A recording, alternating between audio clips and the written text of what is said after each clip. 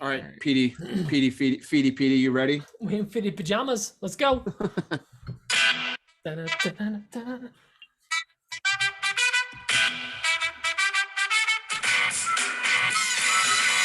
Hello and welcome to another Woodshop podcast with Mike Coffey of Coffee Custom Builds, Daniel Dunlap of Daniel Dunlap Woodworks, Peter Kapar of Peter's Workshop. You can find us all as Is well it as too the late to podcast say on Instagram and you've YouTube. been getting my name wrong this whole time? It's Danielle. Danlon. Welcome to episode 79 of another Woodshop podcast. Insert witty intro here. Cue laughter. Pete, that was Another one winner. That was one of your best. And on to you, Mike. Very mediocre. Back to you, Mike. Back to you, Mike. Back to Mike. No, hey, this week's episode is sponsored by MIRKA. MIRKA has been a longtime sponsor of this podcast, and we are very thankful for them. They are great to us and great to the community, and they have great sanders. They got great dust-free sanders, and they've got really great abrasives. So if you don't have a MIRKA sander, go check them out. They are awesome. They work really well, and we highly recommend them over here at the podcast. So big thanks to MIRKA. You guys are awesome. Next, I'd like to give some attention to our Patreon page because we got a new patron over there. And if you're not a member of the Meh Army, now is the time, because this week, if you join as a patron, you get all the benefits you paid for. And you can do that by going over to patreon.com/. Yeah, we're running a special, and we will keep our word on what you sign up for. No, if you go over to patreon.com/another Woodshop podcast, you can be a member of the Meh Army, and you could join the likes of Ed from Oak Ridge Woodworks. Ed is the most recent member, and we really appreciate him. I want to know if Ed is part of the Oak Ridge Boys. He's the founding father of the Oak Ridge Boys. Yeah, I think Oak Ridge Boys run the MIRKA account, the MIRKA bracelets account. Good to know. This is good information. You got to know this about Ed. So big thanks to Ed over there. Also, I don't want to pivot too fast, but we got a pretty important message this week. And I'm just going to read it because I can't do it any justice if I give any, here we go. Hello. Hope you don't mind our reaching out. We find you on Instagram, really like your feed, and feel you'd be a great fit for our affiliate program. We sell gorgeous, high-quality wigs made from human hair. Working with us, you'll earn 15% commission on each sale generated from your own affiliate link. For instance, if you successfully sell a $100 product to your followers, you will receive $15. In case you didn't understand how math percentages work? Yeah, I think that's 15%. Not bad, right? Sell more than 5, and we'll send you the product for free, along with your commission amount. Interested? Let me know by replying to this invite, and I'll help you get started. Thanks for reading. Guys, new wig style. This is the trash we get. No, this is not trash. This isn't trash. This is not trash. I'm sorry. This is quality. Hey, things aren't going so good for me, all right? Look at Mike. We were thinking we all record with wigs on. But We could do it. clearly, these guys won't send us wigs. To get us all wigs, we'd have to sell 15 of them. Yes. What really grabs me there is they're not going to send us a product Free to wig. show people Yeah. until we have sell to 5. We have to discuss their wig and sell their wig before having their hands on their wig. What a great setup. You guys are morons. Don't email us again. Okay, so big thanks to them for wasting our time. You send us a wig first. We're on board. Did they even use our name in the intro, or was it just like, hey, no, it's just like, hello, patron, dear Prince. Person? No, it just says hello. Hello. Hey, you know what? We have a new segment, and we have a great jingle for it. And I mean, it's sweeping the whole country. Everyone keeps sending me memes about Black Betty, and it goes a little something like this. And this is when I realized that I wasn't looking at what time it was, and I have to write that down. So that's fine. No big deal. I've got it all as well. 42 our time. So we have some new, we're doing this segment. So people are asking, where can they leave reviews? So we got this new review segment. The main place to really leave reviews is iTunes. We're not real sure. Well, I'm not real sure how to pull up reviews from the other platforms. There certainly must be a way. I'll look into that this week. Android's a thing, I think. Whatever they have the podcast Google catcher you're store. playing from, there should be a leave a review thing. Well, most of them aggregate to iTunes on those podcast Somebody catchers. had a fire idea in the pre-show chat, and I think we should have a Yelp account. We should have Yelp reviews. I think it'd be hilarious. A podcast with a Yelp. We could put the address as the AWP headquarters. Y'all know where that's at. Yeah. Do you Dan's really house. want that, Dan? I don't care. Dan gets a bunch of poor Kayla. Do you want like Uline catalogs coming to your house? Because I already get them. I think we're a business. I already get them. Gosh. Listen, let me get to these really important reviews real quick. Yes, please. DJ Reach 14 says, well, first of all, 5 out of 5 stars. That's the only option. After dealing with a recent termite infestation, my exterminator told me that the best option for getting rid of them was to play the show on full blast with some nice mood lighting, and they would be gone. Well, I thought it was weird, but I went ahead and gave it a try. I turned my amps up to 11, lit some candles, and hit play. I couldn't believe what I saw. What? For the Yelp account, Mhm. we have to be a termite like A pest control company? pest control. Yes. No, we're machine rental. We scissor lifts. We're Nebraska scissor lifts. It'll be based out of Oh my Omaha. God. We'll only rip Nebraska scissor lifts. All right, listen. I couldn't believe what I there's saw. more. We're not done. This is like a Oh, we're not 2-paragraph review. I couldn't believe what I saw. Those little boogers came crawling out of every nook and cranny they were in and vacated the house and died in the driveway. This is truly the best insecticide known to man. Oh, that what a bunch no of one RJ knows about. hammies. 5 out of 5 would recommend. All right, this next review is from 507 Shop of Wood. The subject is survive. 5 out of 5. At first, I was afraid. I was petrified. I kept thinking I could never live without these other Guys. woodshop podcasts by my side. But then I spent so many nights listening to AWP sing their song, and I grew strong, and I learned how to get along. Thanks, guys. This is by far my favorite thus far. That was my favorite review ever. That's fantastic. Turn All song right. lyrics into a review. Oh, Pete will 10 send out you of- a $1. 10 out of- All right. That is worth 10 AWP bucks. Yep. 10 Yep. Cash in If all you listen to the 7,000 pre-show, and you get 4 cents. understand what the Yeah. Check out the pre-show. Yeah, you guys can. AWP what is that bucks. called?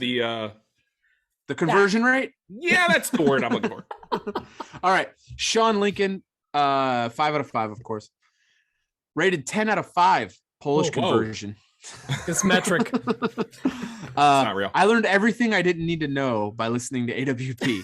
After listening to the guys, I feel such a connection. I think we met and should shellac each other's sentences. What?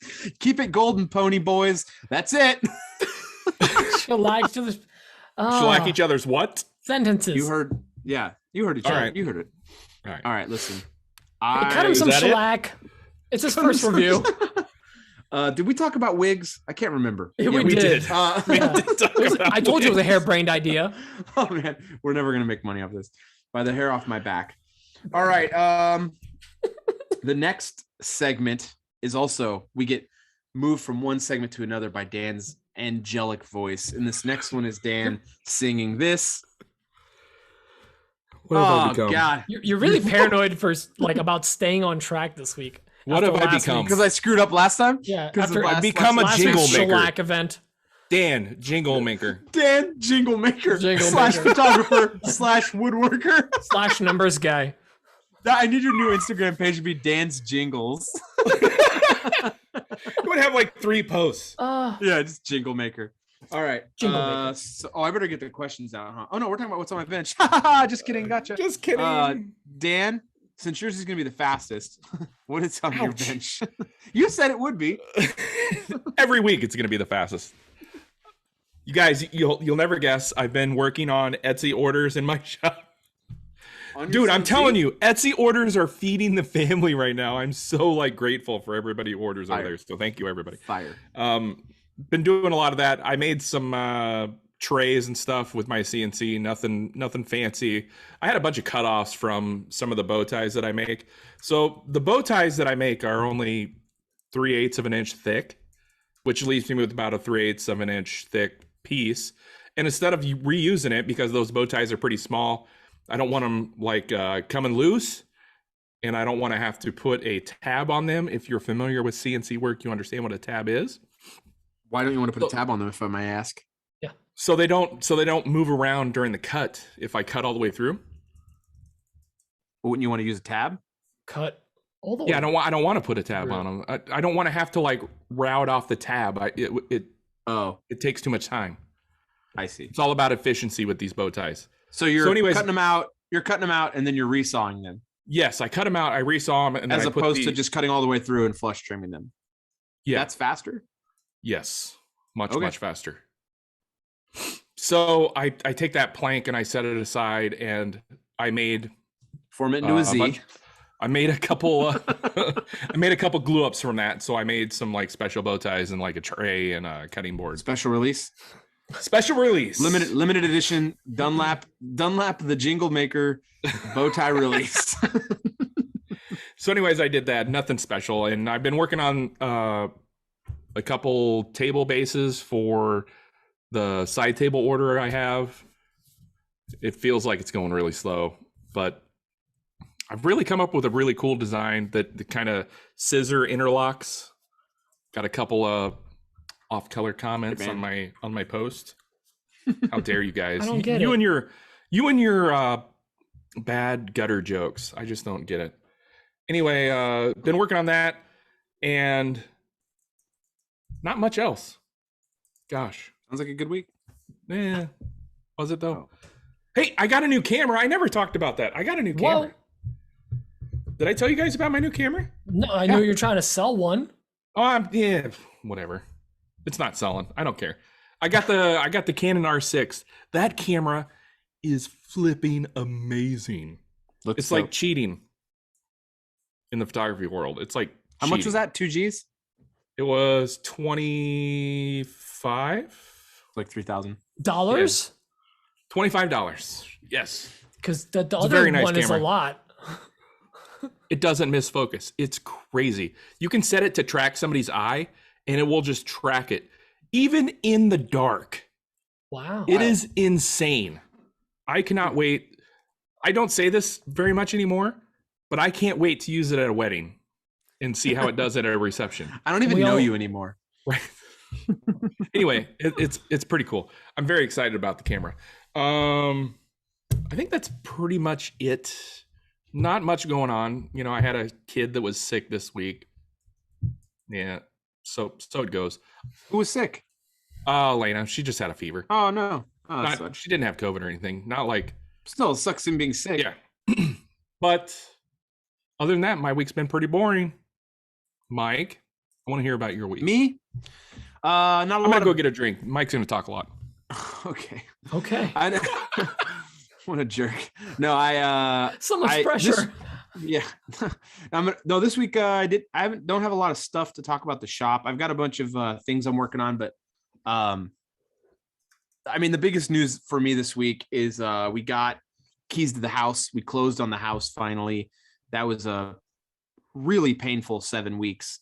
I talked to the guys before. Well, I'll go into that story here in a second, but this week's really busy. We got the keys. We did the first load of moving stuff last night. We loaded up the trailer, like jam-packed that trailer full of stuff, filled up my truck, filled up my wife's Edge, and we drove over there and we unloaded it really quick. Nothing's unpacked. Weird flex. Yeah, I mean, no big deal. No, it was an Edge, not the Flex. She didn't get one. So we took that over there, and that felt really good. Like this purchase of this house has been very, very difficult. And there's been a lot of things that compounded different things. The fires up here didn't help at all. It made the appraisal a pain. The property was a very interesting property. I've mentioned it, but it's a Christmas tree farm. And finding comps for that was very difficult for the appraisal. And then, honestly, the listing agent and the sellers, every request we had was basically met with hand waving. Like they're like, yeah, we'll take care of that. And then it wouldn't get taken care of. It was a very difficult, frustrating process. So anyways, it's done. And we're really excited about that. It is done. Like yesterday I was able to breathe a sigh of relief a bit. But today was just like just running and gunning. I got all the material delivered today for finishing the deck at our house that we have now. Finally. Yeah. I like how you're finishing it to be like sold with the house. Yeah, I mean, I just want to get it sold. It. No, I don't care. I just want it done. I want to make some money off of it. So, I mean, I got all that material for really good pricing, and I'm going to make good money on the sale. So, by the way, if the fires ever hit your area, literally just a deck would be left. Yeah, so they're gonna just steal a deck. So that material got delivered. I have a landscaper here today. He is doing that guy is awesome. I wish I had this guy in my life earlier. He is really fair priced. He's very responsive. And he is kicking butt out there. He did so much work today by himself. I couldn't even believe it. I came home from doing stuff at the new house, and the whole front yard is just it's going to be super transformed. I'm really excited about that. So, he's doing a great job. And then today at the new house, we had contractors out there. There's a pass through from the kitchen to what's going to be my wife's office. It's now for a long time, it must've been the dining room. We think it's stupid. So we had it filled in. I had the countertops ripped out. I had the backsplash ripped out. I ordered up white oak butcher block countertops for the kitchen. It's going to look awesome. We're going to be putting up white subway tile. We're doing the shelves instead of the uppers for the cabinets. That thing people are doing right now. My wife really likes it. So we're doing shelves for uppers, and it's going to be cool. I'm just really excited about the house. We're getting it going right away. We're replacing, so the house is weird in that when you come down the driveway and you park into the driveway, the place you naturally want to go to is actually not the front of the house. It's the back of the house, technically, based on how it's laid out. And there's a slider there, and it's one of those older aluminum slider doors, and it barely slides. It just is trash. So we're getting that ripped out. We're picking out a door for that tomorrow. And we're getting, we picked out the door earlier today. Excuse me. We picked up the door earlier today. My contractor's going to take out the slider, put in a nice French door, and that'll be our entryway now. So we're just getting everything done that we can right now to make it so we're real happy with the interior. But just a lot of stuff. I got my application renewed for my power for the new shop. Nice. That went real smooth. The lady that was helping me the other lady was helping me, was really helpful. This lady's even more helpful. And she was just, hey, I think she was saying she was really positive and had me pretty amped. She's like, I think we can get this going really quick. This is a pretty easy job. So she made me feel even more confident than the other lady. So I really want to kind of get an idea about how long that's actually going to take, because I don't know if I'm going to actually set up the temporary power situation now. Because if it's only going to be 3 weeks, I might just hobble along without my big machines for right now. And then baloney cord. Yeah, I might run some baloney cord, if you know what I'm saying. Huh? No, so I might get that going and then just hobble along until I get that power in, because if we can get that in and running, then I'm just going to be golden, and I can run all my tools in there, and I'll have 200 amps. It's going to be just a dream scenario. So that was really cool. I got like I said, an application for that is done. I'm going down tomorrow to pull the permits for that, and then I'm going to get them everything they need so I can put my deposit down, get the ball rolling ASAP on that, and then getting some other stuff done with the utilities out there. So a quick story, I was telling the guys, I'll truncate the story, but before we bought this house, I had called, before we put an offer on any house that we were looking at. We've put offers on 3 different houses until we got this one. Before we put an offer on any house, I was calling Comcast as the only real fast internet provider out here. There's no competition in this area. You either get Comcast, which is good, or you get something else that's just way worse. And they're always these stopgap solutions. So I called to confirm that Comcast services the house. They said yes. I went to go transfer services last week, and they said they don't service the house. And it kind of threw me into a really stressed out scenario, because that was going to affect the podcast. I mean, there's a lot of things it was going to affect, but the main thing was, did you guys just see that text? Don't worry about it. Yeah. Don't worry about it. Are you doing that? That's my what's on the bench. Okay. Sorry.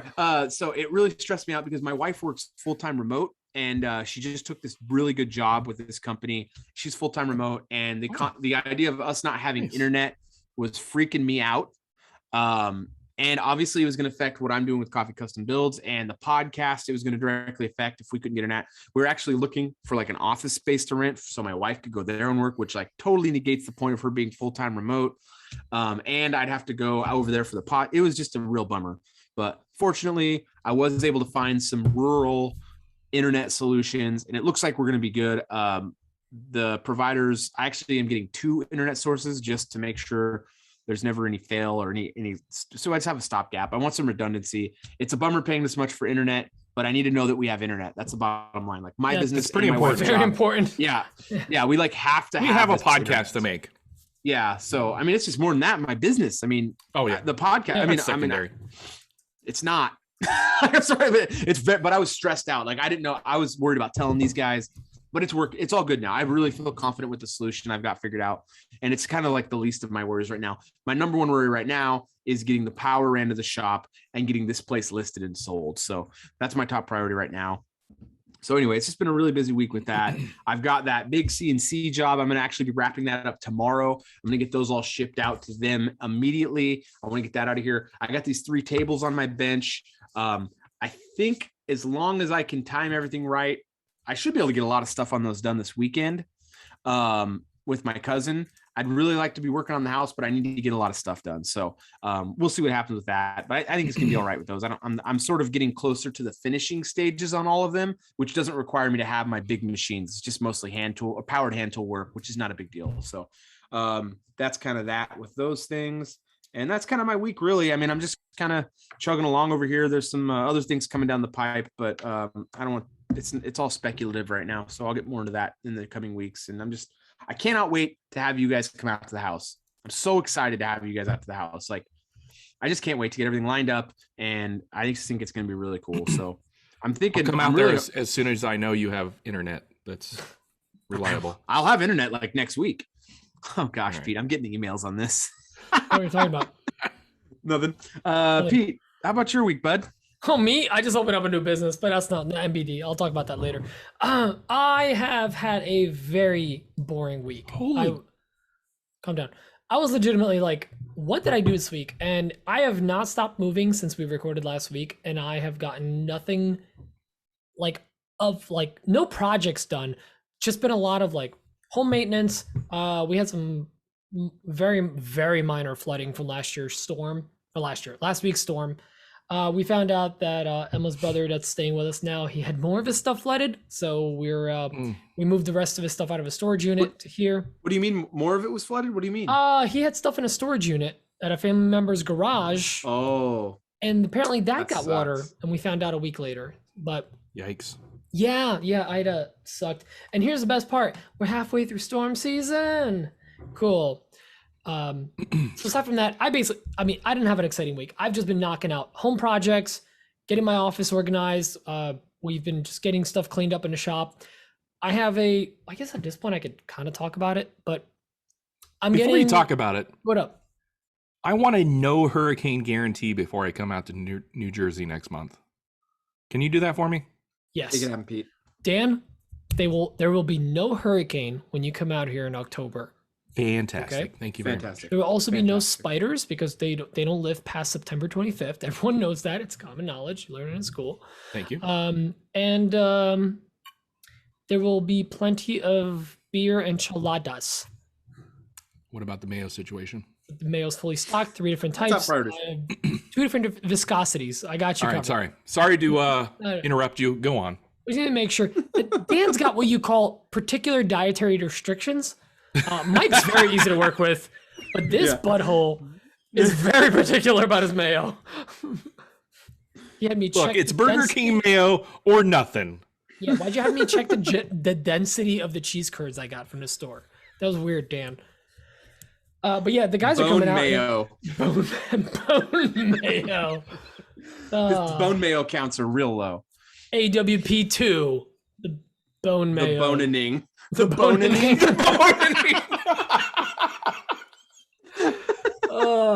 I love how we haven't shot the first movie. We're naming the second one. We're sponsored this week, right? We are sponsored by MIRKA. Right. Cool. Love MIRKA. The Mirkening. The MIRKA. Actually, that's a great title.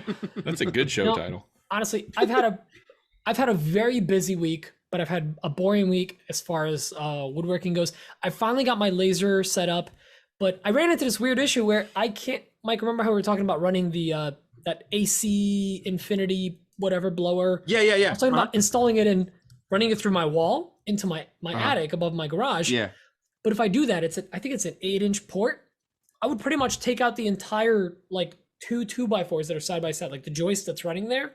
Oh. And that's kind of holding my, not holding the shop together, but I'm like, why don't you just do it at your machine? I'm just going to do it at the machine, and I'm just going to run a pipe straight through the ceiling. Yeah. Just you can't go through your wall with a louver or anything? Well, I can, but you go out through the wall, and 4 feet that way is the garage door. So if I have the garage doors open, it's just going right back in. So I'm just going to go straight, like a 90 straight pipe up. Now here's what I'm going to do. It might not be a popular opinion. I'm going to drill a 4-inch hole into my Laguna laser in the back to make the port bigger. Yeah, because for those of you that don't know, and this actually apparently is a common thing on a lot of lasers, not just the Laguna one. There's a 4-inch port on the back of it. If you look where it's actually piping, you might want to be careful, Pete, because that will create velocity. You might lose that velocity. You might not want to do that. You might want to keep it because you're reducing it at the suction point, and you're going to get higher velocity because it's. But I'm getting a higher CFM blower. Oh, true. Yeah, true. You're getting 8-inch. Yeah, true. I think I'm getting the 6-inch one. I was looking, they have another one at 6 inches. And I'll put that up in the attic. I won't hear it, which will be great. But I'll be able to put it on, and I'll have that 2.5-inch and a 4-inch blowing at the same time. So hopefully I'm going to have enough negative air going through so I don't have any smoke, because I was running that machine without any fume collection. It is really smoky. Like I had to run a couple of jobs, and I had to. I want to get that 8-inch. I want to get that 8-inch as well, and I'm hoping I can run the 8-inch on for both my when I get the other laser, and I'm hoping it'll be enough for both. I think it will. It should be. It will be. It's just moving. I think so too. Yeah. Here's the other thing: if you put the little magnet sheet around the sides, because the body is steel. That. I got that from you. Yeah, I did. Dude, so you're creating so much negative air pressure in there. Yeah. You're solid. You're gonna be good. Because I was fine with the 4-inch, that little 4-inch one, which is really a 2.5-inch. This one's gonna be fine. And honestly, I might just do the 8-inch pipe at the top, and then just run a 6-inch pipe to it and reduce it, whatever, just for future proofing. Aside from that, my CNC was about to land. I think it was August 21st. Cool. So it's a little late. Pete.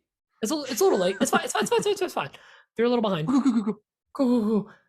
So by current estimates, it's probably going to land right around when Dan and Mike get here. So cool. We'll have another Dan CNC setup. 30-minute CNC sesh. Cool. Yeah. And then hang out for 4 days. It's going to be super fun. And then I have another thing that's actually slated for delivery Monday, but says actual delivery tomorrow, which is weird because it's coming all the way from Nebraska. Thanks, Dan. Yeah, really weird. Yeah, there's other people in Nebraska, Dan. Calm down. So we'll see about that. There's a little storage thing that's coming. I'll talk more about that one next Are they week. in Nebraska? They are. Yep, that's right. Yep, your container store, home out of Nebraska. Container store really branched out.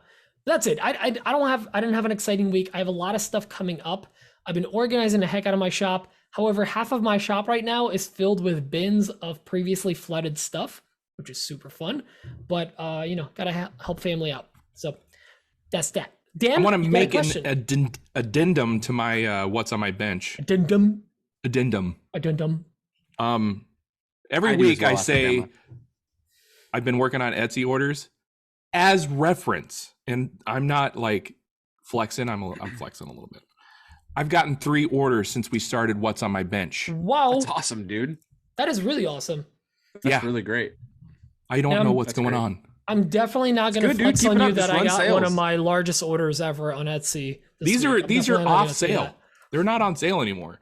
It's still happening. By the way, this is a free tip, and we were talking about this earlier. If Etsy emails you and says, "Hey, are you going to join us for the Labor Day sale or for the Christmas sale?"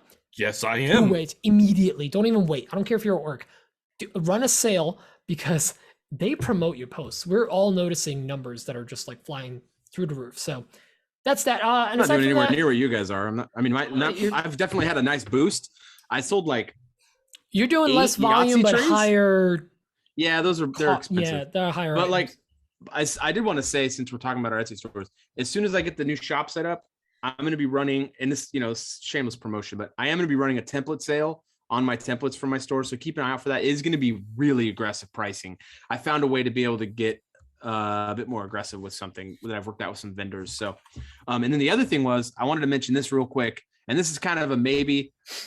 Jason Bent actually called me this week, and he's actually might be flying out to my house in about 2 weeks to help with the shop move. So I probably should have waited till he actually commits to anything on that. He's working on some stuff on his end, but I'm just going to throw him under the bus right now. So anyway, as everyone knows, I don't like to actually support any of Jason's endeavors because he's a total dirtbag, but he is coming out to help me move. So I just wanted to throw that out. Thanks for being a guest on one episode. No, Jason's great. Okay, so we have some questions. We got a couple written-ins. Dan, you want to do your written-ins, or should I jump into Yeah. Give me cool. I'll just talk for a minute. Yeah, no problem. Dan's gonna pull up some questions here. While Dan's talking, just saying that maybe keep an eye on Yelp for another podcast popping up. NBD, but we may be in. We may be a moderator review. Hold on, Dan. Should we make the announcement for the other thing? Are you going to do that tomorrow for sure? Yeah. Yeah, for sure. Is the sex change happening? It's going to happen. Listen, happen. Dan is now going to be Caitlyn Jenner Woodworks. No, the Dan. Thank you, MIRKA. Thank you, God, I forgot. happening? Oh gosh, no, no. So write Dan down the time. is. Yeah, I got to delete all that out of here. No, they're cool. Dan is going to be. We are going to open a TikTok account for the podcast. We've been hearing that's actually helping some podcasts out get themselves in front of people. So we're going to open a TikTok account. So if you're on TikTok, if you haven't followed us, follow all of us over there. We all have accounts: Petrie's Woodworks, Daniel Dunlap Woodworks, and Coffee Custom Builds. But another Woodshop podcast is going to have one as well. So go give some love. We're all going to share it in our stories tomorrow when Dan gets that up, and we'll do some swipe ups and stuff. Even though I think that pisses off Instagram a lot. Who cares? They don't help us anyway. So Instagram, Dan, that's so last we year. my dad's social media network. We had 2 written in questions. One came through Patreon. One came through somebody sent me a question via my Instagram, so I forwarded it to the podcast email. But I'll start with the Patreon question. Oh, excuse me. Your excuse. This one comes from Chris Wilson over at 7 Shot Woodworking. He says, thank you for answering my question last month. It took about a month, but I finally had a great day in the shop last weekend. I have a quick question. Feel free to save it for a day when you're short on questions. Chris, that happens to be today. Question. I'm pretty new to Instagram, but I've gathered that engagement, quote unquote, is important to Instagram and YouTube. But how important are likes, comments, views? Really? I've been engaging with you all more on IG, but I know responding to comments or emojis on your posts and stories takes time. I've had every comment or story reaction responded to. If the view count is king, I don't know what to waste people's time responding to comments if it's not helpful to your overall metrics. Or do you just enjoy seeing responses and comments? So he wants to know what's more important, comments, likes, views, so on and so The forth answer on is Instagram yes. or YouTube. Yes. It's all important. There's All no the like above, one thing. my friend. It's all important. Like you want, like Dan's going on a good run right now of getting follows. I'm not on a run on getting good follows, but everyone seems to be kind of down on like engagement. That's what everyone's saying right now. But then what always happens over the years, on the years I've been on here, we've been all me, Dan, Pete, and I talk with other guys, I was talking with Jeff Tumus and different guys about everyone's seeing kind of weird numbers. And then Dan and Pete were mentioning yesterday that they saw a change to their, can you guys explain the change you saw to your the layout changed back to, yeah. So the store went away from the bottom. So The it was shop section. Right. Yeah. It was the shop. So it was right to left on the bottom was your profile, shop, create new post. The shop is gone. The heart went from the top to back to the bottom. So they moved notifications back to where they it used moved to notification back where it used to be. Yeah. So whenever there's a big change like they're not that, focusing on that anymore. they're changing something. Yeah. So we might be seeing like a lull right now. And I think what my interpretation of it is that Instagram knows that people are going to stop being outside soon, and over the next few months, they're going to be with family events. They're going to be stuck at home, and they're going to be on their phones more again. And no one's been on their phone lately. I mean, the numbers for social media, everything seems to be down. I think they're gearing back up to start seeing a lot of traffic again back on Instagram. It's going to get cold out again, people. I think what was hanging out outside. they were pushing all those shop things. And I think they wanted to establish that going into the holiday season. And I think why they were pushing that is because they saw that Etsy was doing so well and people were wanting to support small businesses. And obviously Zuckerberg wants to get in there and grab money from that. So what they were doing is they were giving everyone, hey, you sell through Instagram, you don't get charged for that. Well, I guarantee you that's going to go away this fall. I guarantee you you're going to start seeing a percentage of that being going to Zuckerberg's pocket. So they're going to go back to trying to push numbers, and they're going to have, that's my guess what's going on. But to answer the question, it's a crapshoot all around though. Yeah. Dan's account gets treated different than my account gets treated different than Pete's account everything gets treated different. So you just never know. And Dan's getting growth like nothing ever changed. Yeah. All you can Okay. compare is against yourself for the most part. I mean, you can't come on here and be like, oh, I'm not doing as good as this account. You're just going to hate your time on here. It's like golf. You need to come onto social media and be like, okay, what's the my lower account number doing? is best, guys. Yeah, lower numbers are good. Yeah, that's not their best analogy. In that case, Pete wins. Competition. Hey! Oh man, that's jacked. Number one. No, so the analogy is, you're in competition with yourself. Really, you can't really pay attention to anyone else. So if your numbers are down for you, it's really disheartening. And you get your core audience. I mean, it's weird. Like right now, this is not a complaint. I'll get a lot of comments from people from the community, and I'm really lucky for that. But I'll have a post that has, like, for a while I was having posts where I get like very little likes for what I'm accustomed to. What's happening in the last few weeks is I'm getting a lot of likes again. Well, the last week, but no views. So I don't know what's going on. I don't know how my page is getting this many likes, but so few views. I just don't know what's going on. I don't have an answer, but the bottom line is likes, shares, saves, and comments are engagement. And those things drive views, and views drives growth. All engagement matters. Yeah, all the engagement matters. So you need to get those likes, saves, shares, comments to have Instagram interpret that overall people like your post for them to push it in front of more people, and which will always net you growth. So always chase viral. You'll never know what that is, but you're always chasing viral. You just don't know what that is. Just do whatever Dan does, just copy him a day after. I have no idea what I'm doing. So if I may, go ahead. Someone sent me a post recently in one of the back to you. Go ahead. that I'm in. Back to me, thanks. And it actually made a lot of sense, which is like, you're thinking of like when you, as the listener, you're using Instagram, you're enjoying the content.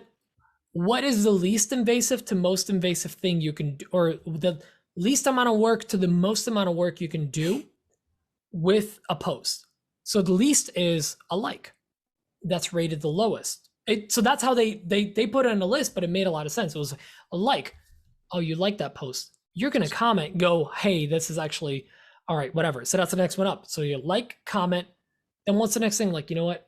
This is kind of cool, but I'm a little embarrassed or whatever. Like, this is kind of cool, but I don't think it's worth sharing. Save. So save is next one up. What's the most important thing, I think, on Instagram, aside from doing whatever they're pushing right now, is shares. And I think that's where, like, they want people to be brought in from off platform, from somewhere else. When you text someone a post, when you send it to someone, I think a share is worth a lot.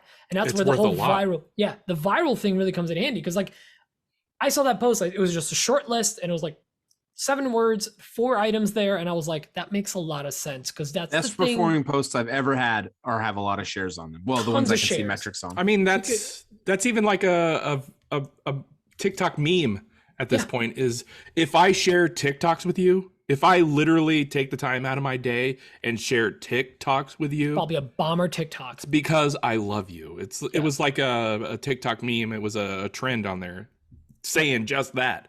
And that's legitimately exactly what Pete's saying. And one of the best things you can do on Instagram right now is have a TikTok.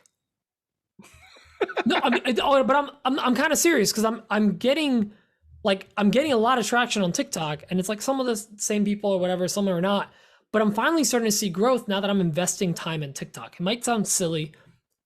I mean, I'm just kind of getting into it now, but I'm seeing growth on Instagram from TikTok. Like there is. I mean, I know Dan's getting growth on TikTok. Dan's getting growth on TikTok for sure.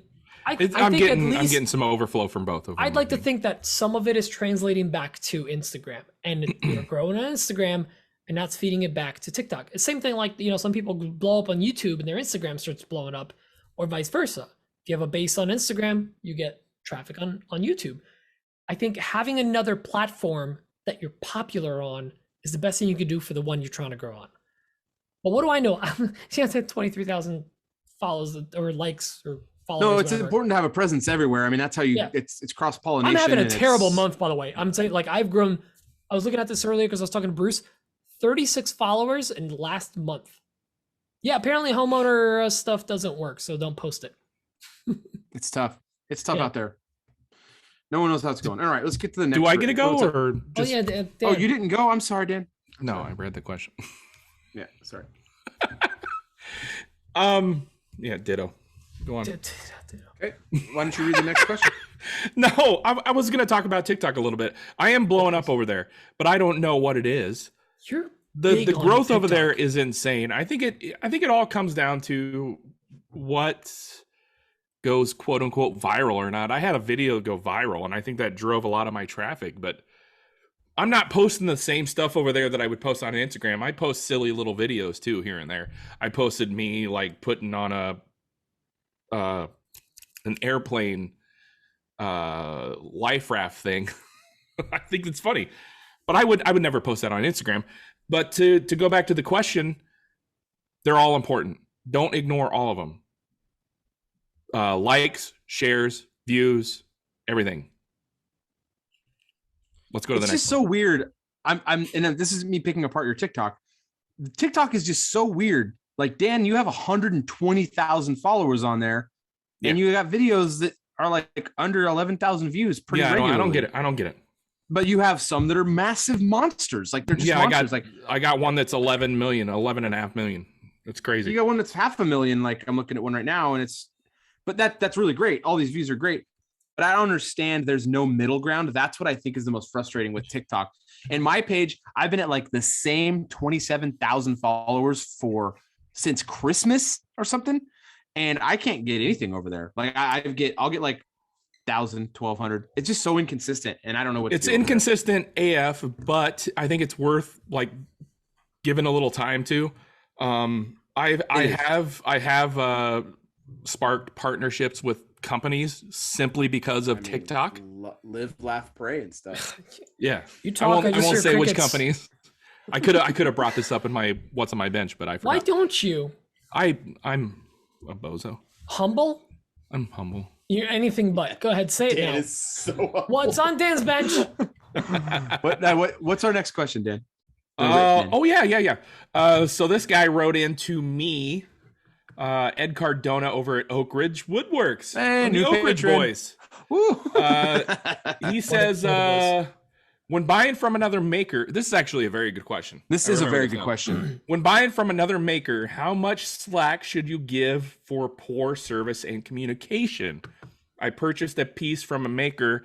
Nowhere on the order did it say 4 to 6 weeks. Reached out 3 times 2 weeks later before getting a response. I was told they were batching that week and not it's 5 weeks since the order. No merchandise, no communications. Thoughts? So if I said order, I'd send it, okay? Back off. If I'm ordering I was gonna use you as a reference. If I'm ordering parts from Pete, how much slack do I give him if he doesn't like respond and he takes forever to ship? Which he doesn't, by the way. Pete, you can go first. I've bought from other makers, and it's almost like when it's a family member or someone you know, like you're almost more embarrassed about falling behind and stuff. Like you want to do right by the community because Etsy's one thing, you got to review whatever, but like you really want to be known for reliability as far as word of mouth. Yes, Mike. Sorry. That was me.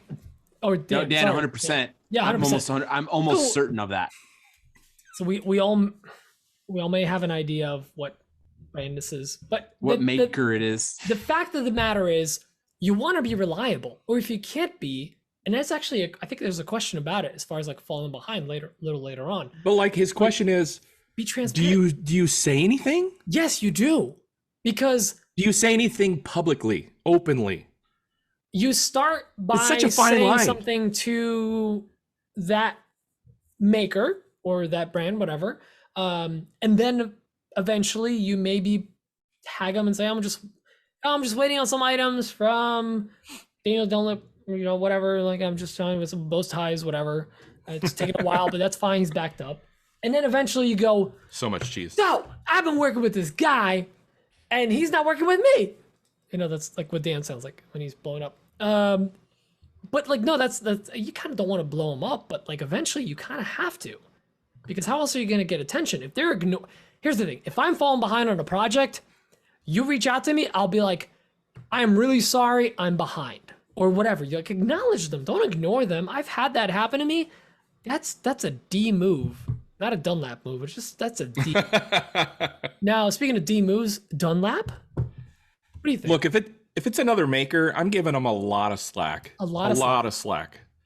Because I understand they're not a production shop. They're not a Walmart. They're not a factory in China. They're not just pumping stuff out on volume. But if they start ghosting me and I've already paid for the product, I'm going to start pushing a little harder. Mm-hmm. And if I don't get answers, then I might start like saying something in a story, and posting them and tagging them in a story. It's such a fine line. It's a delicate thing. I feel like, as a woodworker, as a sole business owner, like it's just me at Daniel Dunlap Woodworks over here. I understand the plight. I understand that, things get backed up and, you're doing what you can to provide for your family and whatever. So I don't want to blow somebody up just for no reason, but there is a line and I just can't I can't define the line. It's there and you just got to feel it. Oh, I know that sounds so cliche and not very, It's right though. Like, you cut a lot of slack, but at some point it's like, come on, dude. Yeah. I mean, not everybody is a glowing, great person. So I don't know. Mike, help me out here. What do you say? Say words. I kind of feel a bit differently than you guys do. So from my standpoint, I've positioned some of my products, so have you, Dan, so have you, Pete, to be geared towards the maker community, and I've leveraged my following to sell some things. Well, yeah. And one of my biggest fears is getting anyone in the community feeling like I did what is happening to this person. I legit, for makers, bend over backwards to get stuff out to them as fast as I physically can out of my shop. Yep. It's the word of mouth is so important, and this community talks a lot, and that word gets out so fast. And I'm pretty sure I know who Ed's talking about. I'm pretty sure I know who it is, and I've actually had 5 people come to me. We've all had they ordered from that person. Yeah. I've had 5 people come to me who've ordered from this person, and they're just like, hey, this is taking too long. And can you do it? I'm like, yeah. And I turn it around, knock it out the next day. Yeah. So, I'm of course not going to say who that is. I never want to be that person. With that being said, I kind of actually do expect makers to kind of get it out fairly fast, because I kind of hold them to a closer standard of myself.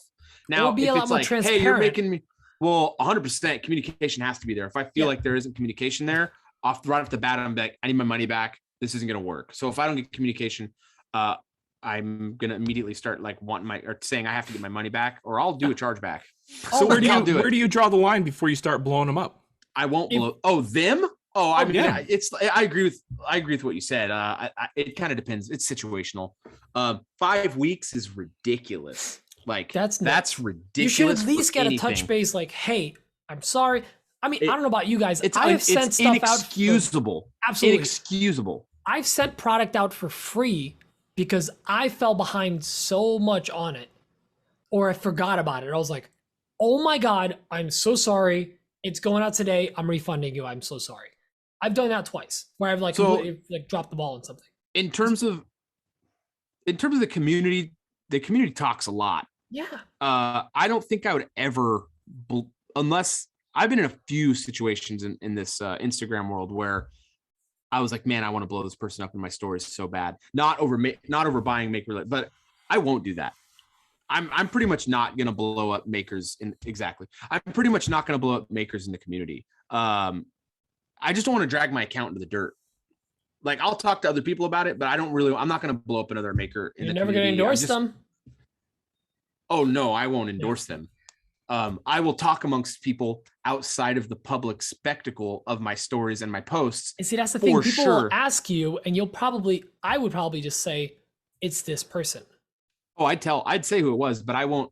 Because here's the thing. Yeah. A lot of these people who listen to a lot of these consumers of our content, a lot of them are makers. A lot of them aren't makers. So the people who aren't makers, it'll just make me look like a petty little dirtbag.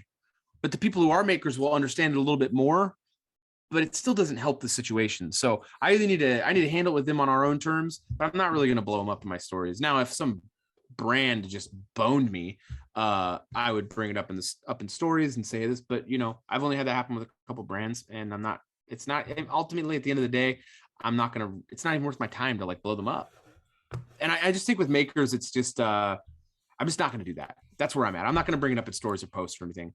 But I know Dan and Pete, and I know that they're a bit more empathetic than I am with things. Sometimes I kind of push myself really hard, and I expect that sometimes for other people. And I know that's not always fair, but if another maker is making something for makers, you better be able to bring it, because you're going to get scrutinized. Like, you're going to get scrutinized, and other makers are going to be like, man, this is trash. And that word's going to just spread like wildfire. And I never want that. So that's my answer to the question. But Dan is 100% right. It's you're going to feel it. You're going to know, like, this is wrong. Something's wrong, and this has to be dealt with. It's different. If I'm ordering, let's say, I don't know, a template from someone, and it takes for a long time. 5 weeks is way too long.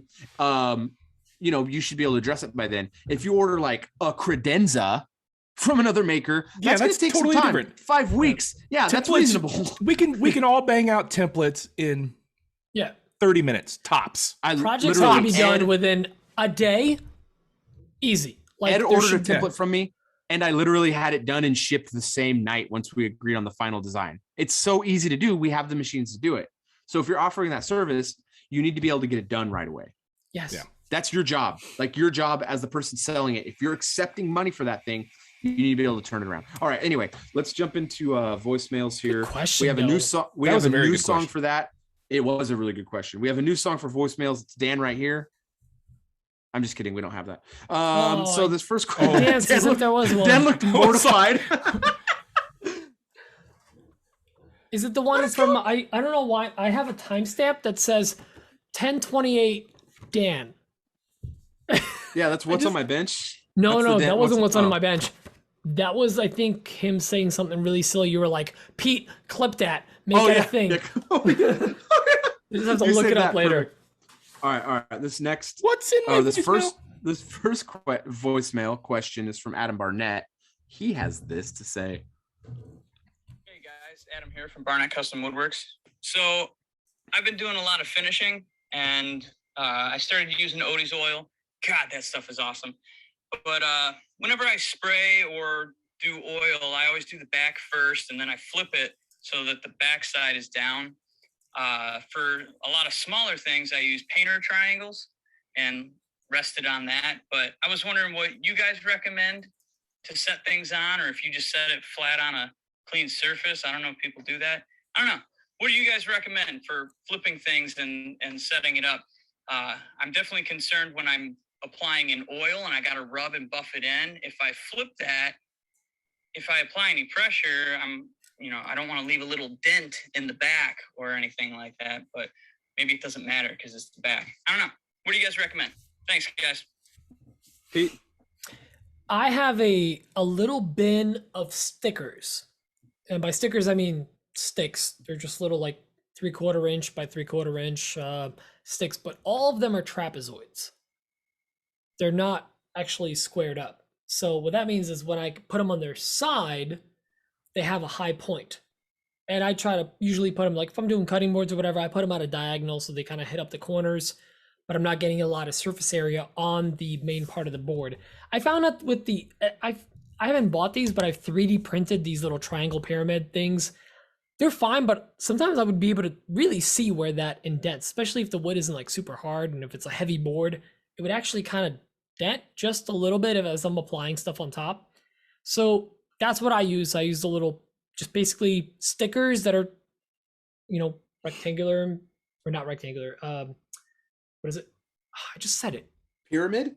Trapezoid. No, not a pyramid, trapezoid. So they're shorter side, wider side, and then tapered sides, basically. So if you put on one of the tapered sides, you have a nice like parallelogram, high triangle point to put it on. But that's kind of what I use. That's been working fine for me. And when I finish with oldies or spraying or whatever, I just put it back in the little thing. It dries out, it cures, and then I just use it for the next project. That's it.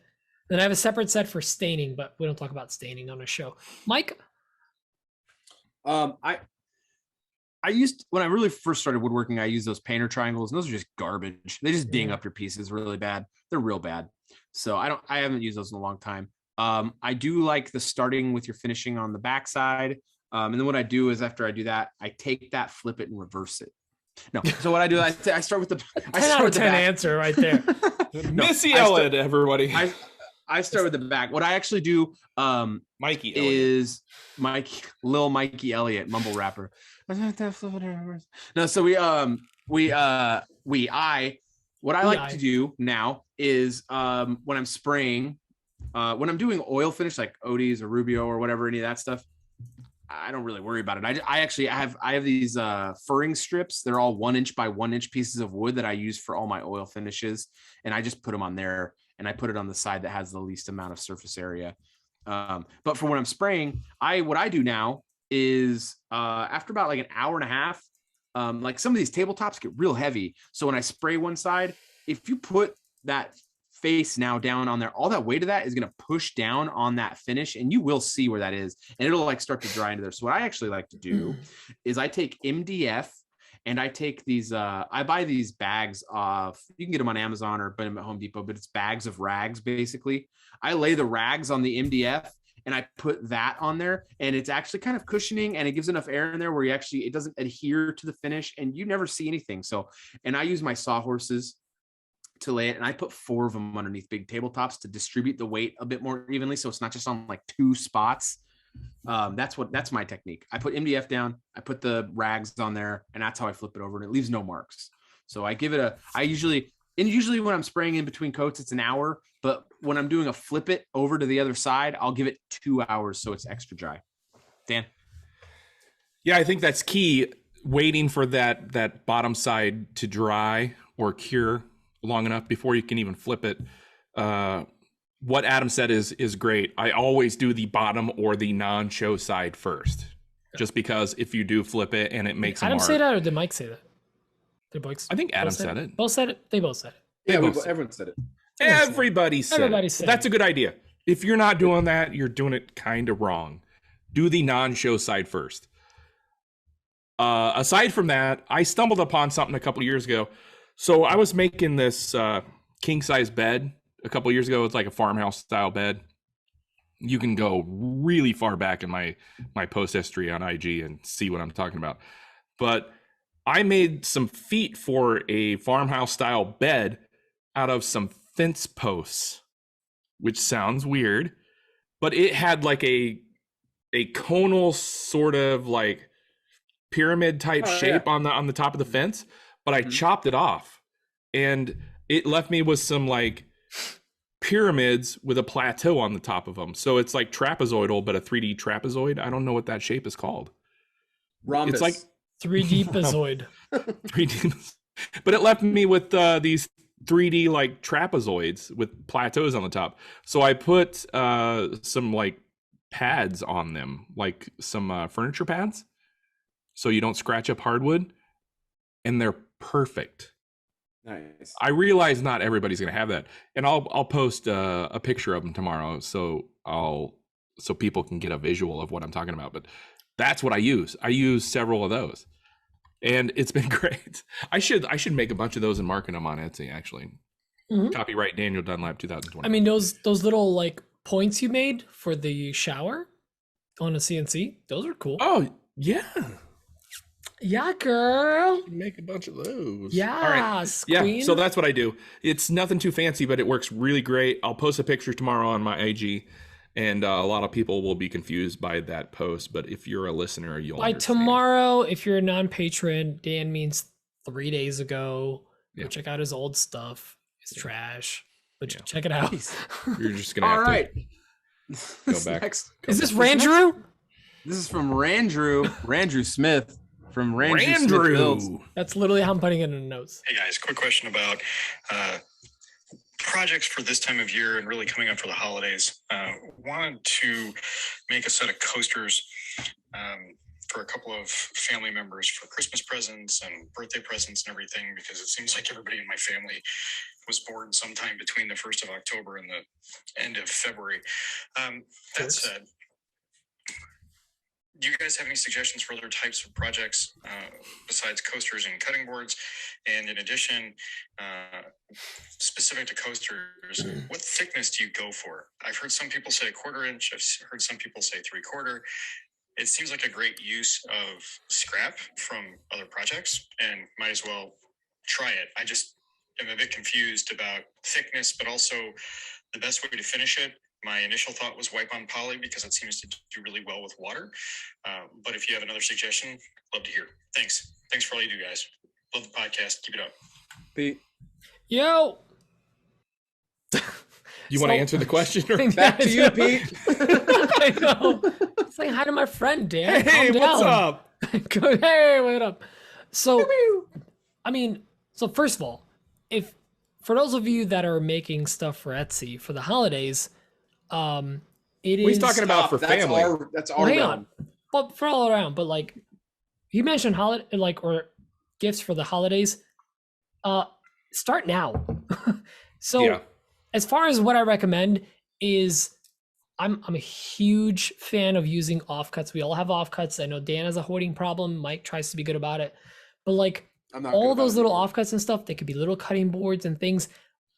You know, the running joke for a while was like I had all these cutting boards sitting around because I was going to do a trade show or a fair or whatever, and then COVID hit.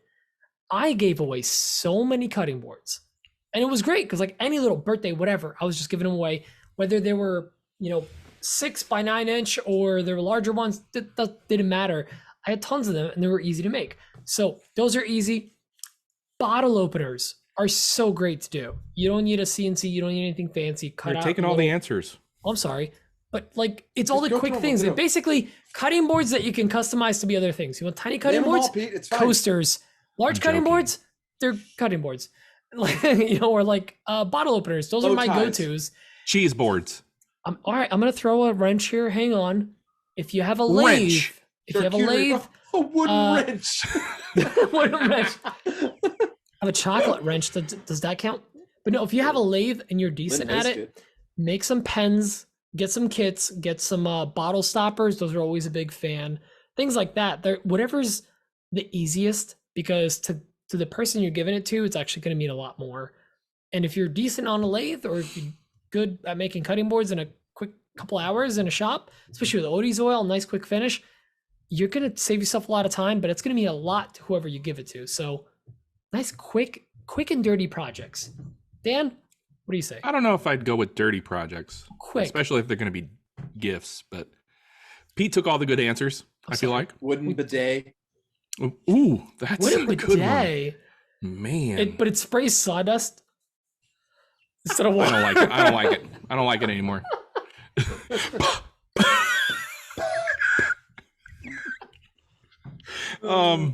Pete took all the good answers. Pecan. I'm allergic to maple. He had another question. What would you finish those projects with? Oh, oldies, Like 100%. with a coaster, so to speak. Nice. I saw that, Pete. It's fine. Sorry. What happened? He just spilled bourbon all over. Small spot. I was If trying you're not to watching the A little video, bit on my coffee custom build shirt available. you In, didn't spill a little bit. You spilled the whole drink down. no, it's still here. It is available like, at not the whole drink, the whole, etsy.com/shop/ like, drink you were coffee gonna custom take. builds. Spilled it on this shirt. You completely missed your mouth. It was so great. All right. So what I was going to say is, what was the question? What kind of finish? Whose pants are these? What kind of finish would you do with a coaster or whatever? He said he used polyurethane. That's good.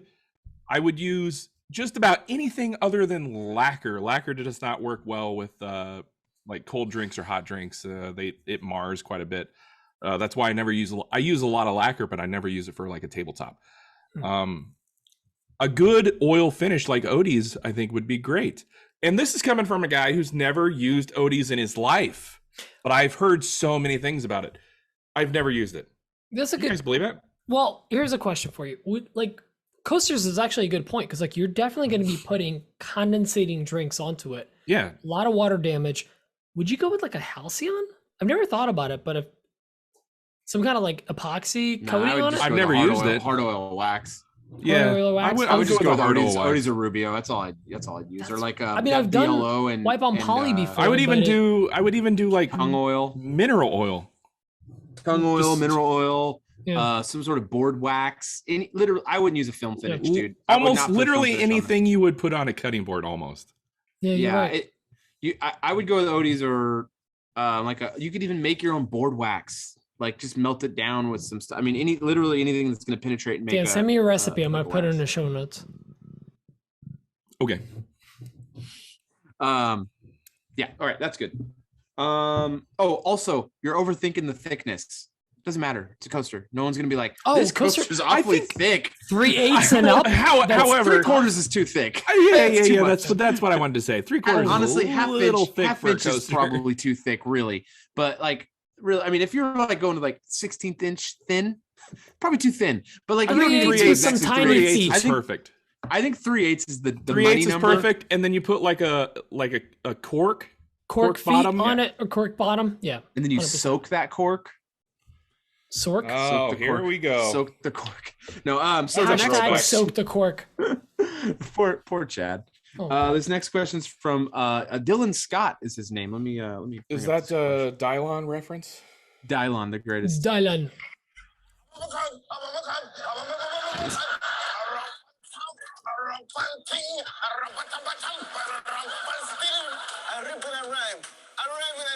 This is the way that Dylan spits. Yo, it's Dylon. Here, spitting hot Lean fire into it, baby. at Scott's Custom Woodworks. So good. I'm just messing with you guys. Hey, I did have a serious question, though. How did you guys learn about the business side of woodworking? And should I take some business classes or... I'm just trying to learn the business side of things, and I wasn't really sure where to really start, I guess. So any tips or tricks would be great. And thank you guys for everything you do. And you guys are awesome. I appreciate it. What, Pete? You want to go? Yeah, I want to go. All right, here's what you do. You find your nearest community college and you pee on their sign. You go to the community. that was banana. The community, guys, ask other people that are in the community. That's how I learned everything. The community is great. Like I either figured it out myself or I just asked. I saw someone like Mike's doing shipment or Dan's doing this and whatever. Like, how do you batch out this? How do you do that? Lean into the community. That's what I'm going to say. Like, really lean into it and get a CPA. I don't care how small you are. If you're making money with this, that's over the, let's say $500 per year, get a CPA, help you out with the taxes. It's going to help you a lot with your business. Mike? I would say if you're worried about what you should do for your business, you need a CPA, because if you aren't making the $600, you don't need to worry about your business because there's not a business there. You're just kind of doing this for fun. So if you are worried about it, look for a CPA. They don't really charge you except for their services when it's time to file. I mean, and it's going to be a few $100, but they might find a bunch of ways to get creative with your filing to make you some money. So, and it's not illegal. They're not going to do anything illegal. I mean, there probably is CPAs that will do illegal Depends stuff, on what but, CPA. Yeah, but I mean, if you find a legit CPA that's that you trust, they're gonna find legal avenues to get you refunds. And I mean, like you spend more money because you made too much money, so you can pay less in tax. Yep, yeah. I mean, you always need to pay your taxes, but you always need to get as many of those deductions as you can too. So it works both ways. Pay all your taxes and get all the deductions that you legally can. But in terms of like where to go, like, I mean, you just have to do it, man. I mean, you got to dive into the next thing and then ask people questions like Pete said. So, I mean, you just kind of got to do it. Like, you may not know everything you need to do for your business, but ask people like, hey, I'm running into this thing. What's the next step I should take? I'm trying to think of examples. Call into a podcast. Ask the question. Yeah, ask us a specific question, or just reach out to us individually. We all have different things. I mean, Dan's been doing his business for years. I'm pretty new to my business side of it. I'm really, and Pete's doing his. Everyone has a different perspective, and lead into the people who you look up to who do that stuff. So reach out to them, and if they're probably going to be helpful. I'll tell you one thing: small business owners really love to see other small business owners succeed. That's something that small business owners love. Like everyone loves that story. So they'll want to help you out and give you those answers. It's not like a closely guarded secret. I mean, there might have some tactics and things they do that's closely guarded, but overall, they're going to be really helpful. I've found in my experience, I can lean into a lot of my, even guys I'm in direct, air quotes competition with who do the same thing as me. I've become friends with several of them in my area, and I've been able to ask them, hey, what about this? And they're like, they'll tell you the truth. I mean, they'll just be straight up. You said something to us recently, or I don't remember if it was in an answer or whatever, but like you said to 8 inches. Yes, that, but also MIRKA. You talked about other people in your market that you guys have talked about a price per whatever job. Yeah, I mean, it sounds like collusion, but it's not. It's not collusion. I mean, it's like you establish a market value and make sure no one undercuts it. They there's a few guys local to me. One of them I talk to a lot. We're close. He had priced a job, and he knew after he got the job that he screwed up on the price. And we've all been there on things, man. I mean, we've all done it. But this is a pretty big bummer for him because he really underpriced his job. And it really is hard to ask your peers about something you're trying to be good at or trying to do for help on these things, but you got to not be afraid to ask people for help. Like, hey man, am I doing this wrong? Because the result is now you're creating an expectation in the marketplace that is really hard for anyone to get to. Like, I can't remember the exact dollar amounts, but essentially it was like a $4,000 or $5,000 table that you priced out for like $1,200, and that screws up the marketplace. Now this person thinks that they can reasonably go around the market and have someone hand make them a custom table for $1,200. You can't do it. You just can't do it. It's just not maybe reasonable. Out of 2x4s, maybe. Yeah, those kind of tables, sure. Yeah, if you're getting like a construction grade piece of wood that's going to last you 3-4 years, that's it. But like these are bespoke, handcrafted pieces of furniture, and you just can't get it for that much. So, me and him had that conversation, and that helps. You could be that guy, Dylan. You could be the guy that might underprice stuff, and it hurts other guys around you. And they're not going to get mad at you, but hopefully they'll advise you and mentor you and say, hey, this is, think about this, think about this, think about what if this happens. Sometimes you got to price things into jobs that might not even be an issue. But it has happened in other jobs. Sometimes you just get lucky where like a job goes really smooth and like you make really good margins on it because it went smooth. Anyway, Dan. I have been self-employed since 2011, by the way. So I've been doing this, if my math is correct, for about 10 years, maybe a little more. But what these guys said is correct. Community. The community is such a great resource. Everybody wants to help one another. There are the outliers that are like, well, you're my competition and I'm not going to talk to you. But in general, the high percentage, they want to help one another succeed. And we talk about CPAs on this podcast quite a bit. I think we bring it up every time somebody asks a business question. Get a CPA. What I want to stress is a CPA is not expensive in the overall scheme of things. I pay $500 a year for my CPA. Mine's $400. Great deal. It's pennies for what they do for you. Dan, I'm going to say this real quick. If you're afraid to spend the money on a CPA, don't go into business for yourself. Yeah, it's nothing. You're not going to be able to do it. $500 in a year is nothing for a business. It's nothing. And that guy does so much for me. He emails me and texts me every month and lets me know that my sales taxes are due and where to send them. He does all my taxes at the end of the year. He keeps everything on track for me. I literally just give him a pile of numbers and he figures stuff out for me. A CPA is so valuable. If you want to know how to do business, get yourself a good CPA. He or she will answer questions for you all the time. I can text him, I can call him, I can email him whenever I want with a question, and they usually have the answer. So you got to understand with some of these professions like CPAs, I have a sales tax guy. It is in their best interest for your business to succeed. Yeah, because they sign on the dotted line. Their name is on the line. Well, not just that, but if you have if you're like for Dan's business and my business, we can expect around $500 a year.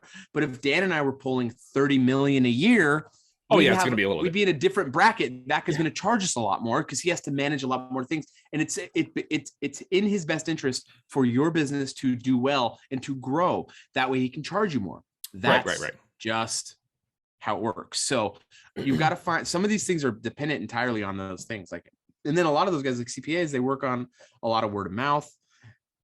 And that's how they get all their business. Small business owners. That's what they are. Yep. My CPA works with a ton of small businesses. I think almost entirely small businesses. And he's great.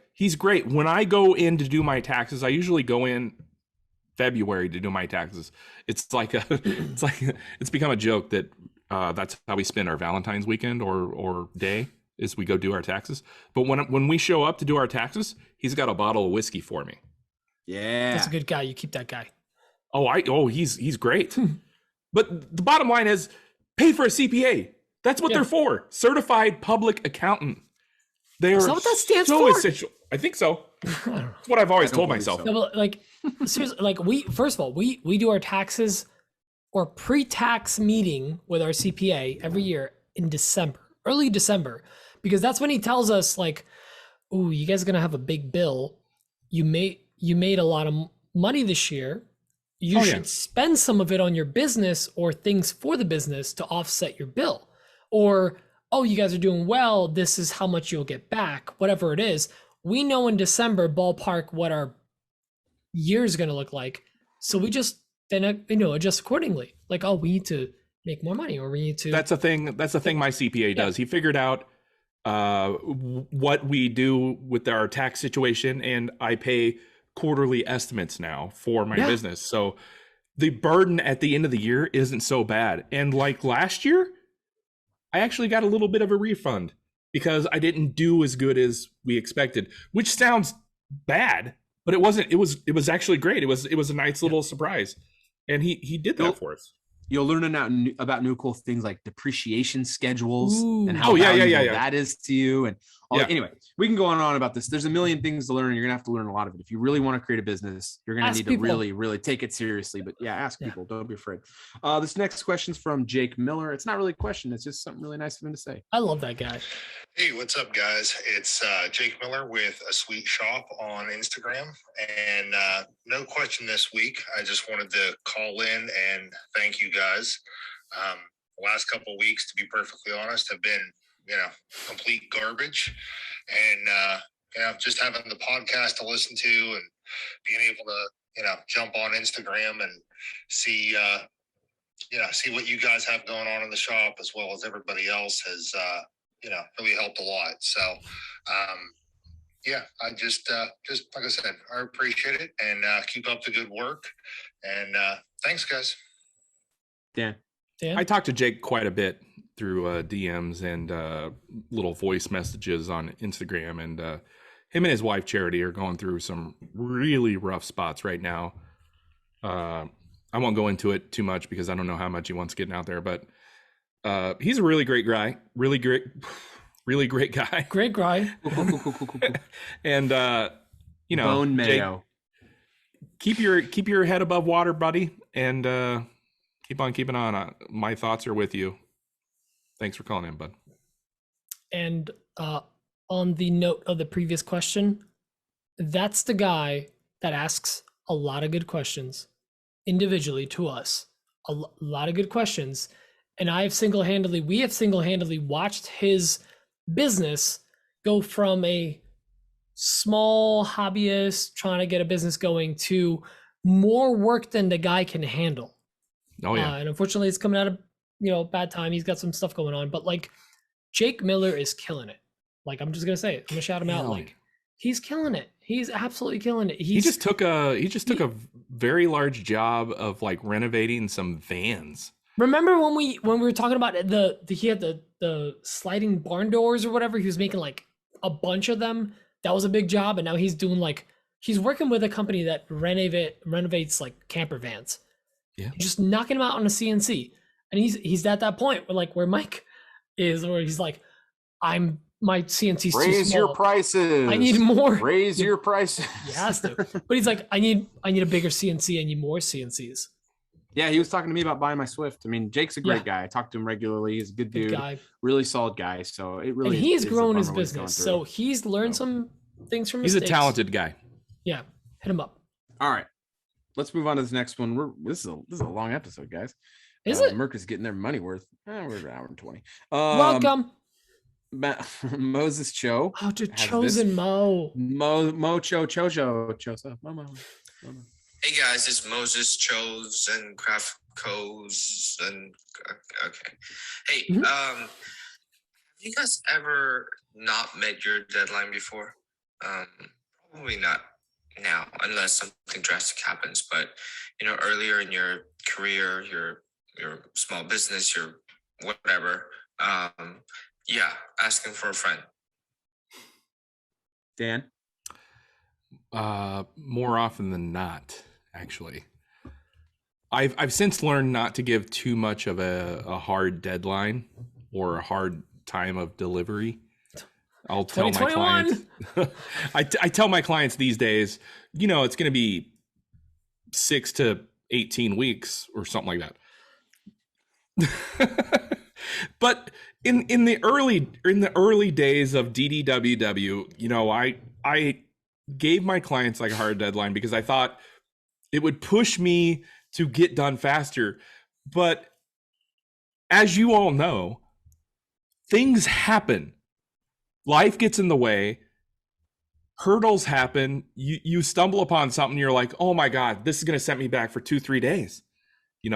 So of course I've been there. It stinks, but you have to get a hold of your client, and you have to manage their expectations. You have to smooth out the crinkles, so to speak.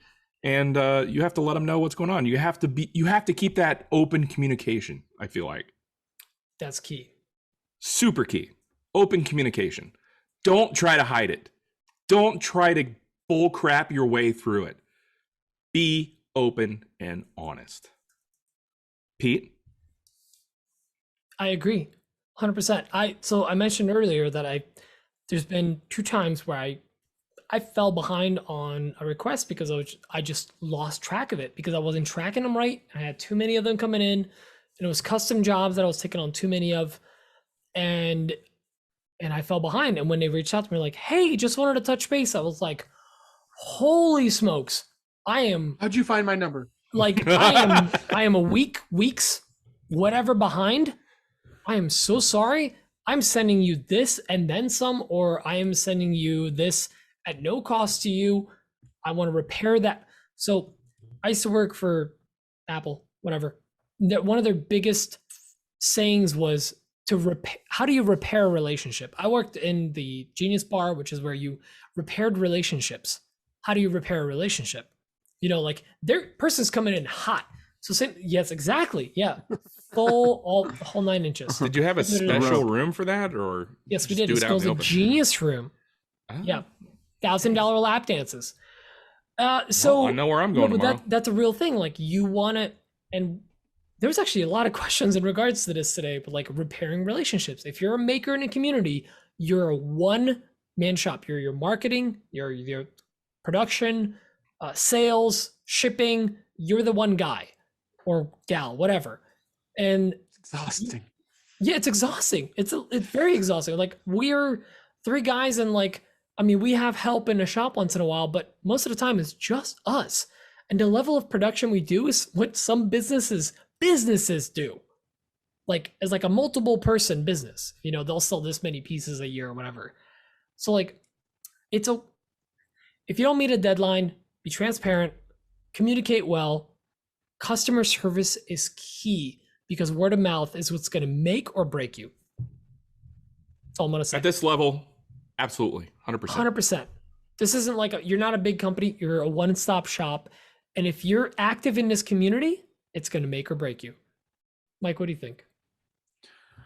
Vague deadlines is really important on big projects. Obviously on small projects, it's like I try to be really that goes back to that. the template. Yeah. Yes. So you want 5 to 10 weeks on the template. You want bow ties? 16 weeks.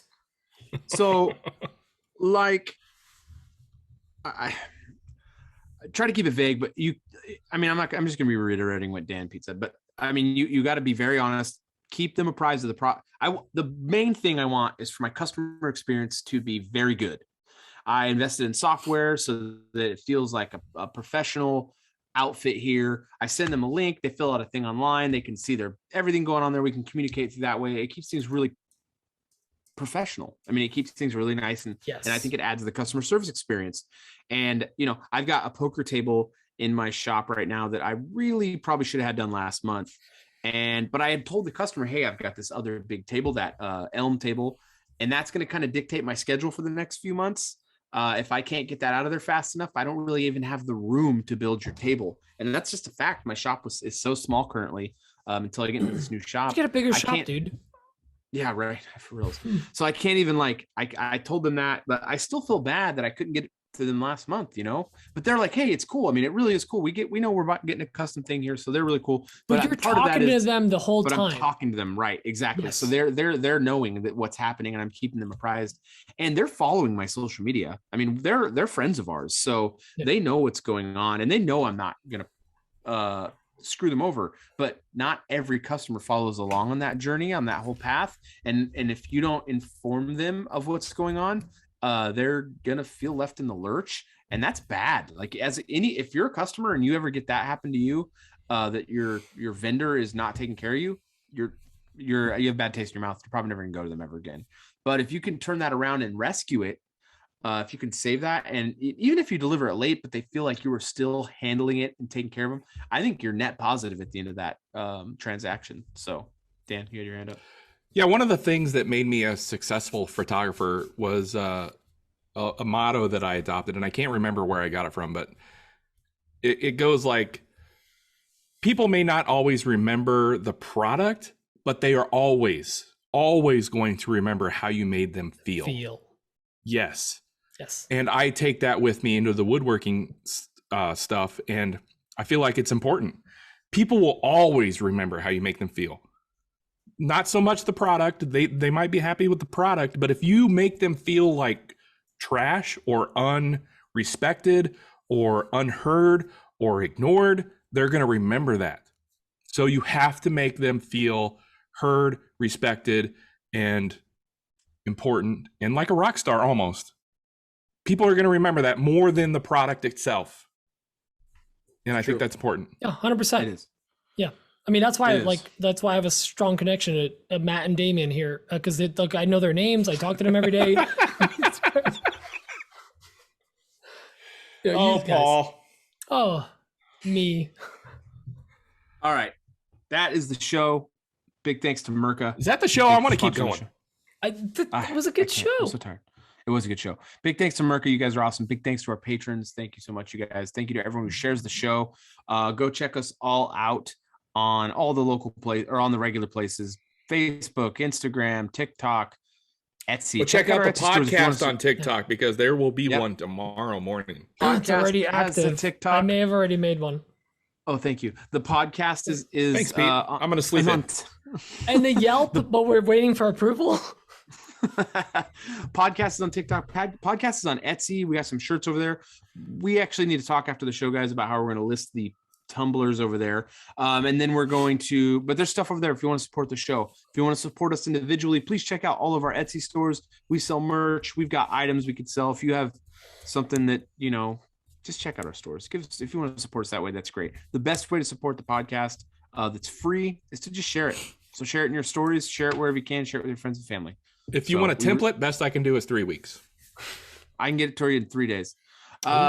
Big thanks to 3 minutes. Dan and Pete. You guys are awesome. So 3 minutes. DP in the evening. Oh, you missed it. You missed it, Mike. It was the one day you weren't there. Out. No, it's. This is sponsored, Pete. Yeah, Dan and Pete in the evening. No, you were late. We started our own show. DP in the evening. Please stop doing that with your hands. Okay, so big thanks to everyone who supports the show. No, we'll talk to you guys next week. Be sure to check the Another Woodshop Podcast YouTube channel for the pre-show live. We'll talk to you guys later. Have a great week. Bye. Bye. Bye. Love you long time. Love you. Medium time. Bye.